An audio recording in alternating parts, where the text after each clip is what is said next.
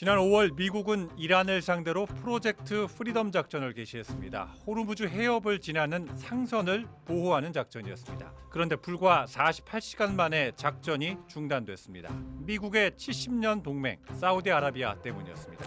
사우디가 미군의 자국 영공 사용을 허용하지 않겠다고 통보한 겁니다. 뉴욕타임스 보도에 따르면 트럼프 대통령은 사흘 연속 무함마드 빈 살만 왕세자에게 전화를 걸었습니다. 벤스 부통령과 루비오 국무장관, 중동 특사 위트코프의 사위 쿠시너까지 설득에 나섰지만 왕세자는 끝내 물러서지 않았습니다. 뉴욕타임스가 최근 보도한 미국과 사우디 갈등의 내막입니다.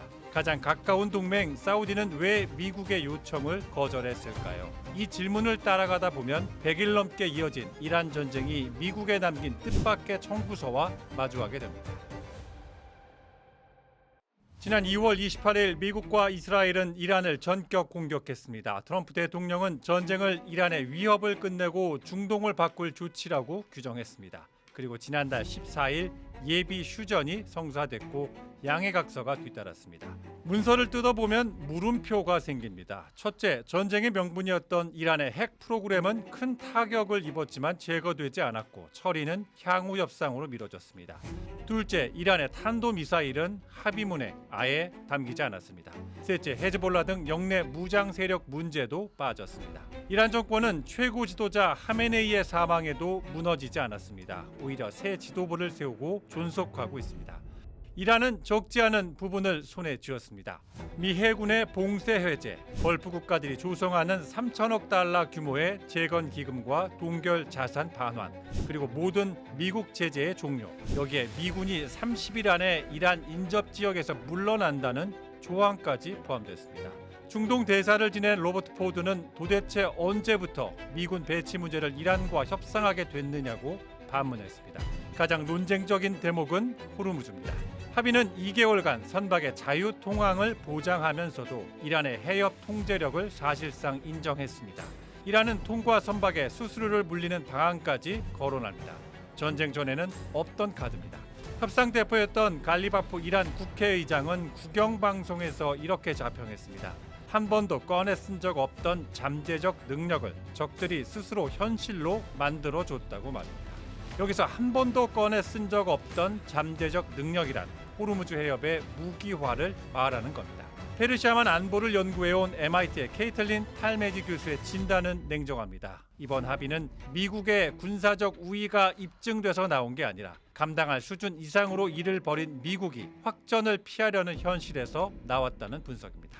다시 사우디로 돌아가 보겠습니다. 흥미로운 점은 빈 살만 왕세자의 궤적입니다. 개전 전까지 빈 살만은 트럼프에게 이란을 무력화해야 한다고 강하게 요구했던 인물입니다. 그런데 이란이 예상 밖의 반격 능력을 보이자 태도를 바꿔 휴전을 촉구했습니다. 미국의 호르무즈 작전이 어렵게 성사된 휴전을 깨고 전쟁을 다시 키울 수 있다고 판단한 겁니다. 무엇보다 영공을 열어주면 이란의 더 강한 보복이 사우디를 향할 것이라는 계산도 있었습니다. 불신의 뿌리는 더 깊은 곳에 있습니다. 2019년 이란의 드론과 미사일이 사우디 석유시설을 타격했습니다. 당시 트럼프 행정부는 보복하지 않았습니다. 사우디의 미국 불신은 그때 싹 텄다는 게 뉴욕타임스의 분석입니다.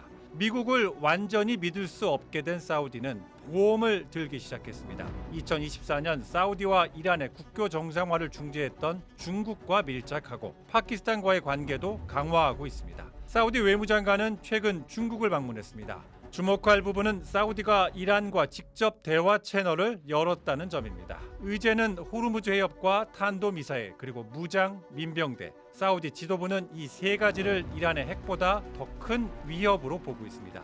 미국의 우선순위와는 다른 계산법입니다. 사우디와 미국의 균열 징후는 곳곳에서 감지됩니다. 루비오 국무장관은 최근 걸프 순방에서 바레인과 쿠웨이트, 아랍에미리트를 돌면서 사우디는 건너뛰었습니다.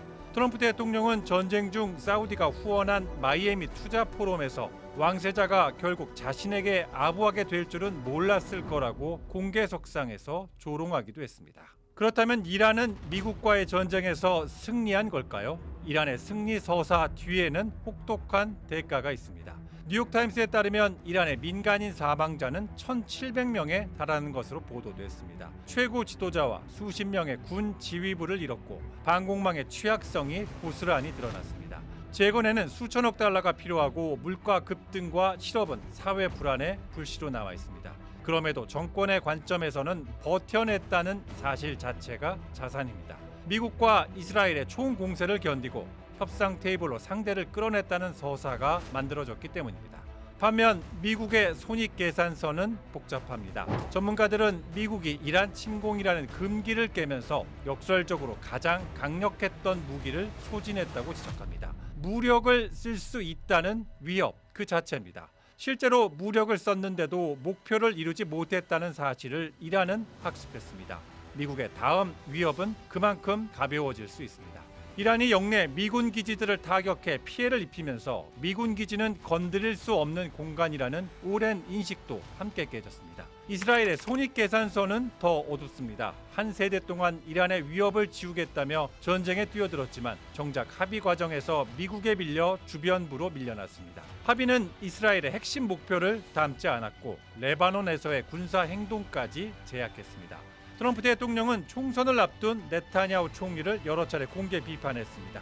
이란을 담당했던 전직 이스라엘 정보장교는 이번 합의를 두고 이란을 상대해온 이스라엘의 전략 전체가 무너진 것이라고 평가했습니다. 그리고 레바논이 있습니다. 분석가들이 이번 합의의 가장 약한 고리로 꼽는 곳입니다. 레바논 보건부 집계로 올해에만 민간인 4,000명 가까이가 숨졌습니다. 이란 혁명수비대는 헤즈볼라의 군사력 복원에 나서고 있고 이란이 받을 재건자금 일부가 헤즈볼라로 흘러갈 가능성도 거론됩니다.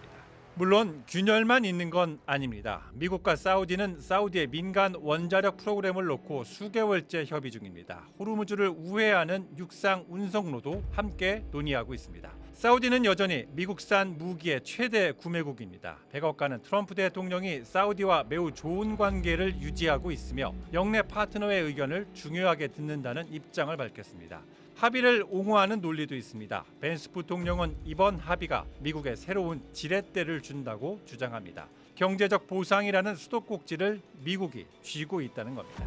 이란이 행동을 바꾸지 않으면 어떤 혜택도 얻지 못할 것이고 그래도 한번 시도해볼 가치는 있지 않느냐는 논리입니다. 실제로 이번 합의의 야심은 1979년 이란 혁명 이후 이어져 온 적대관계의 구조 자체를 바꾸는 데 있습니다.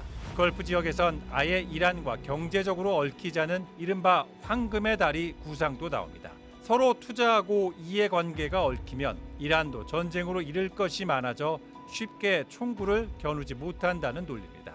쿠웨이트 대학의 한 역사학자는 쿠웨이트시에 이란 기업의 공장이 있다면 이란도 공격 전에 한 번 더 생각하지 않겠느냐고 말합니다.